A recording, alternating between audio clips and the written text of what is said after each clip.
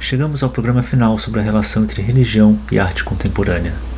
É necessário ressaltar alguns aspectos desta relação, para assim podermos compreender melhor o trabalho e as obras dos variados artistas que expressam o estranhamento, o sublime, aquela espiritualidade que se quer alusiva, hermética.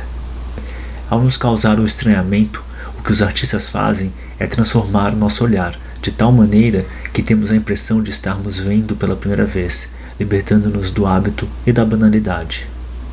Não se fala aqui de uma contemplação puramente estética, mas de um exercício destinado a nos fazer ultrapassar nosso ponto de vista tendencioso e fragmentado, para nos fazer ver as coisas e sua existência pessoal por uma perspectiva cósmica e universal, religiosa, portanto, e assim nos reposicionar dentro do imenso acontecimento do universo, mas também dentro do mistério insondável da existência. É através deste exercício do olhar que somos capazes de enxergar aquelas velhas verdades que continuam a marcar nosso inconsciente e que sempre renascem à medida que as gerações refazem a experiência da vida. E aqui outras questões se levantam. Se projetamos conceitos sobre o inefável, não comprometemos a possibilidade mesmo de comungar com ele? Talvez todos os sistemas de teologia e religião distorçam nosso compromisso com a natureza sagrada do campo de existência mais do que humano. A espiritualidade alusiva é uma preferência por expressões que aludem ao inefável e que buscam afastar a nossa consciência mundana de seus rastros bem-sucedidos em um sentido de aberto, livre de conceito, interrelacionado com o sagrado. Essa abordagem compartilha um terreno comum com sistemas teológicos que desconfiam de todas as descrições de Deus, insistindo que o inefável só pode ser entendido em termos do que não é. Esta abordagem é às vezes chamada de teologia negativa ou teologia apofática.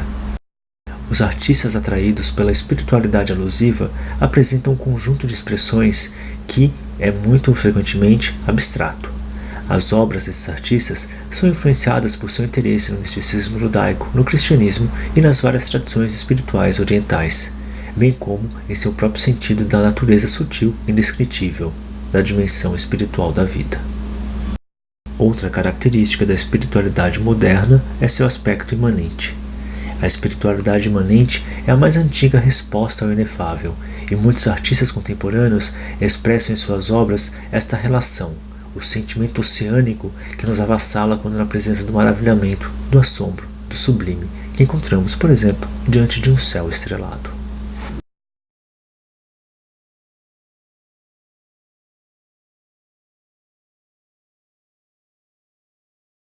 O pintor Mark Rothko é um dos nomes mais importantes do expressionismo abstrato, estilo que marcou a vanguarda artística nos Estados Unidos dos anos 40. Muitos críticos consideravam as suas pinturas apenas como simples exercícios formalistas, e não foram poucas vezes que Rothko teve que afirmar a dimensão espiritual de sua obra. As pessoas que choram diante de meus quadros estão tendo o mesmo tipo de experiência que eu tive quando os pintei. E se você se emociona apenas pela relação e dinâmica das cores, então você não entendeu nada.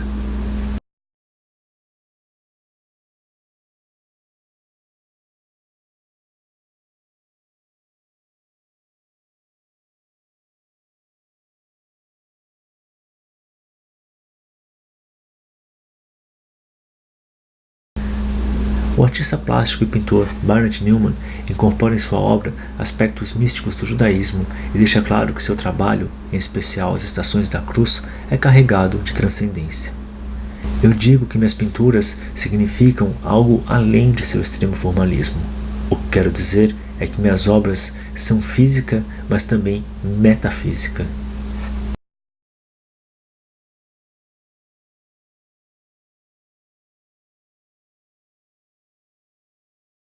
Nascido na Alemanha quando o nazismo começava sua escalada de poder, Richter cresceria sobre o totalitarismo comunista, que rachou a Alemanha em duas, tendo ele ficado do lado oriental. Ao longo de mais de 5 décadas, ele produziu obras abstratas e figurativas, fotografias e esculturas em vidro. Apesar de nascido em uma família de origens religiosas luteranas, ele mesmo se considera um ateísta, mas isso não impede que ele enxergue seu trabalho e a arte como carregada de um fundo. A arte é a realização de um puro sentimento religioso, capacidade de fé, anseio por Deus.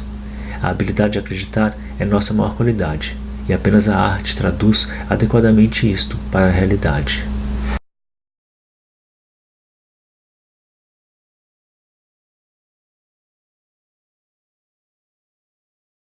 O escultor e fotógrafo escocês Andy Goldsworthy trabalha no limite do efêmero, e suas esculturas em geral são construídas integradas na natureza. A fotografia serve para captar suas obras antes que elas cumpram seu ciclo de nascimento e morte. Na sua obra, Goldsworthy busca capturar o momento sublime que existe na nossa realidade concreta, fenomenológica. Tudo tem essa energia interior. Não há dúvidas de que o espaço interno de uma rocha ou de uma árvore é importante para mim. Mas quando chego abaixo da superfície das coisas, não são momentos aí de mistério. São, ao contrário, momentos de extraordinária claridade.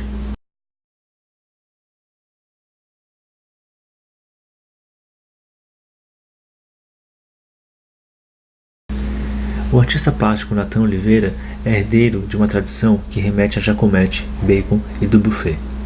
Ainda assim, ele se sentia parte de grupos ou modismos e, em seus últimos trabalhos, buscou refletir aspectos espirituais e a experiência do sagrado. Estes meus últimos trabalhos são esperançosamente mais espirituais.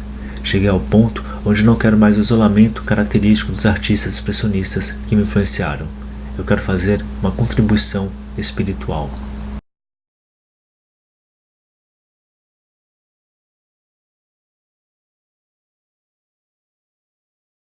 A artista plástica Kiki Smith teve suas primeiras experiências artísticas no estúdio de seu pai, o escultor abstrato Tony Smith. As obras de Kiki, em especial suas esculturas, retratam o corpo, em geral o feminino, em agonia, dignidade, resiliência e sabedoria.